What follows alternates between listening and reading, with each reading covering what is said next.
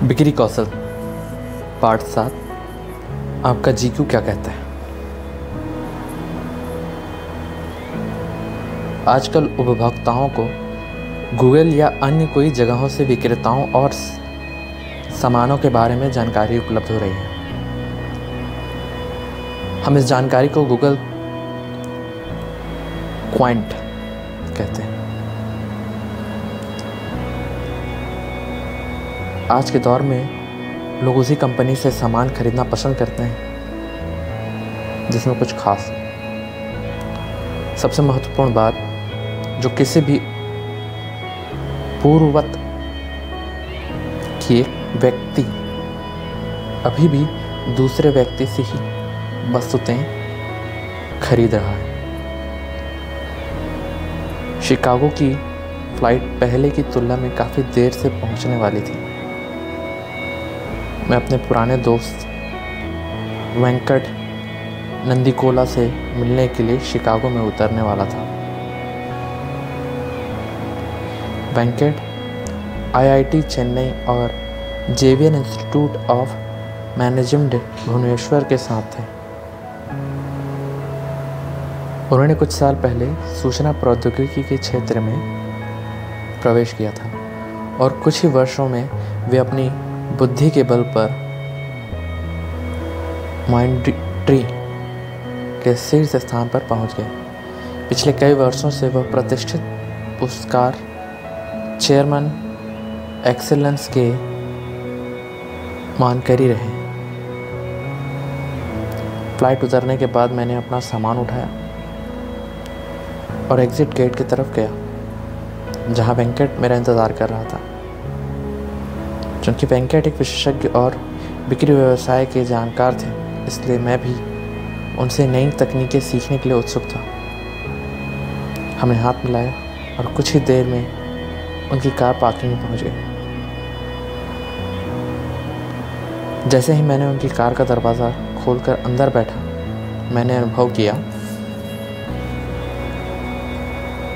कि उनकी कार बहुत साफ और चमकदार थी, जिसके लिए मैंने उनकी प्रशंसा भी की। मैं हमेशा साफ़ सुथरी कार ही लेकर बाहर निकलता हूँ। हमेशा कार को साफ़ करवा कर ले जाता हूँ, क्योंकि मैं नहीं जानता कि कब किस वक्त कौन व्यक्ति मेरे कार में बैठ सकता है। उन्होंने कहा यह ऐसा था जैसे उन्होंने मुझे सेल्स बिजनेस का एक महत्वपूर्ण नियम बता दें। हमेशा अच्छे और आकर्षक कपड़े पहनकर घर से बाहर निकलें। सेल्स बिजनेस का यह बुनियादी और महत्वपूर्ण नियम मुझे एक बार फिर याद आया। अचानक मुझे वह कहानी याद आ गई जो मेरे पिता ने मुझे बचपन में सुनाई थी। मेरे पिता हमेशा कहते थे कि अपने जूते को हमेशा चमकदार और पॉलिश रखें। आप कभी भी नहीं जानते किस समय आप किससे मिलें। लोग आपके जूते से आपके बारे में राय बनाते हैं। कार में वेंकट और मैंने अपनी दिनचर्या और परिवार के बारे में तब तक बात की जब तक हम मैरियट मिडवेट होटल तक नहीं पहुंच गए जहां मैं उतरने वाला था। दूसरे दिन अपनी अगली यात्रा पर जाने से पहले हम नाश्ते के समय मिले। मैं उनसे बहुत कुछ सीखना चाहता था। उन्होंने अपने करियर की शुरुआत एक सेल्स एग्जीक्यूटिव के रूप में की थी और आज वह कई सेल्स एग्जीक्यूटिव के प्रमुख हैं। सेल्स के क्षेत्र में काम करते हुए उन्होंने बहुत बड़ी उपलब्धियां प्राप्त की, किस वजह से कई सारे लोग उन्हें एक आदर्श के रूप में देखते हैं। मैं उनसे यह जानना चाहता था कि उनके शुरुआती दिनों से लेकर आज तक सेल्स के क्षेत्र में क्या क्या बदलाव आए हैं। सुब्रतो, वास्तव में कुछ भी नहीं बदला है। कई चीज़ें पहले जैसे ही हैं। सेल्स के पिछले कुछ ही मूल अवधारणाएं, आवश्यकता और इसका पुनर्चक्रण सब कुछ पूर्ववत है। सबसे महत्वपूर्ण अंतर सूचना प्राप्त करने की विधि में आया है, जिसमें प्रमुख भूमिका इंटरनेट ने निभाई है।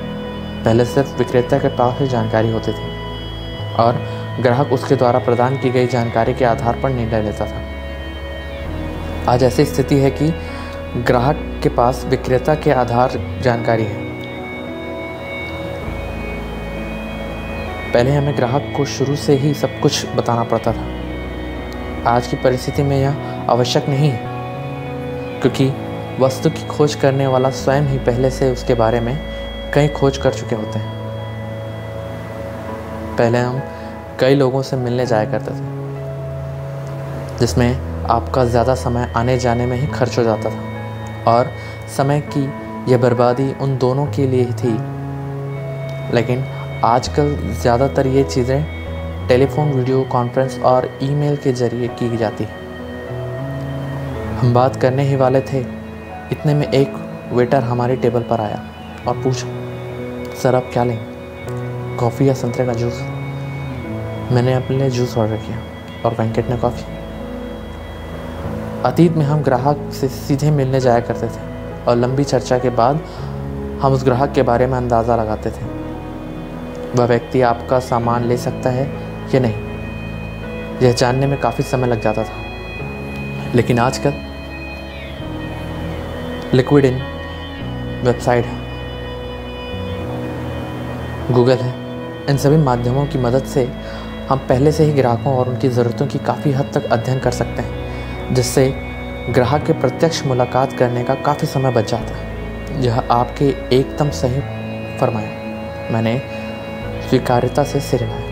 एक दूसरे से प्रत्यक्ष मिलने से पहले ही आप उन्हें अधिकांश जानकारी ईमेल, वेबसाइट और फ़ोन द्वारा दे चुके होते हैं। आप उनकी ज़रूरतों को समझते हैं। आप एक दूसरे को बहुत अच्छे तरीके से जानने भी लगते हैं। जितना अधिक विक्रेता ग्राहक का अध्ययन करता है, उतना ही ग्राहक भी उत्पादों और विक्रेताओं का अध्ययन करता है। ऐसे में अपने उत्पाद को गलत तरीके से पेश करना उचित नहीं होता।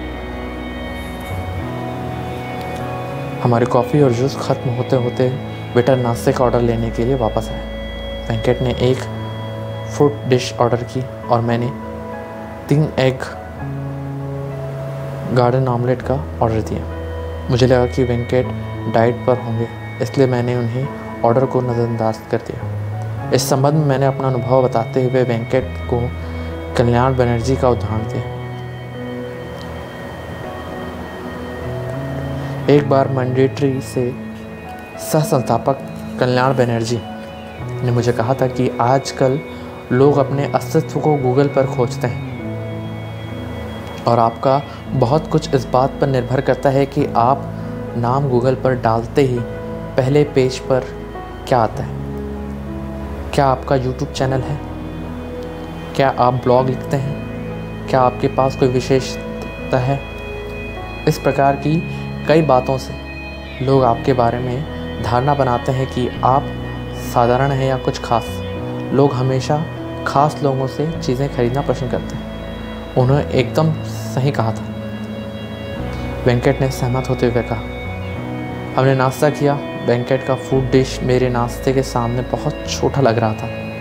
मैंने उसे पूछा, क्या आपको इतना नाश्ता काफ़ी होता है? बिल्कुल नहीं, उन्होंने कहा। लेकिन संयुक्त राज्य अमेरिका में रहते हुए मैंने बहुत पहले एक चीज़ सीखी थी। कभी भी ब्रेकफास्ट के समय तय मीटिंग में जाते समय घर के नाश्ता किए बिना ना जाएं, क्योंकि आपकी चर्चा और नाश्ता कभी भी एक साथ नहीं हो सकता।